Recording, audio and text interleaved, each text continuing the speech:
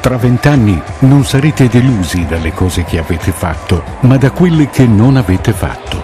Levate dunque l'ancora, abbandonate i porti sicuri, catturate il vento nelle vostre vele, esplorate, sognate, scoprite. Essere ciò ogni giorno della vita è unico, ma abbiamo bisogno che accada qualcosa che ci tocchi per ricordarcelo. Non importa se otteniamo dei risultati o meno, se facciamo bella figura o no, in fin dei conti l'essenziale per la maggior parte di noi è qualcosa che non si vede, ma si percepisce nel cuore.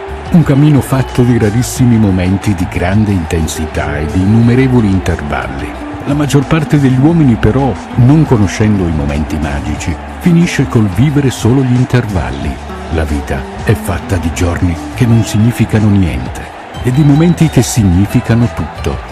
Ecco perché noi crediamo in quello che facciamo, in ogni momento della nostra giornata, per voi, in ogni angolo del mondo, in strada, in auto, con gli amici, da soli, al bar, a casa, noi ci siamo tutti i giorni, per voi che costantemente ci seguite e amate in ogni sua forma lo sport, nazionale o regionale. Per questo abbiamo deciso di continuare e, se possibile, allargare sempre di più la nostra e vostra informazione sportiva, in obiettivi sempre più grandi e prestigiosi. Siamo in continua evoluzione per voi.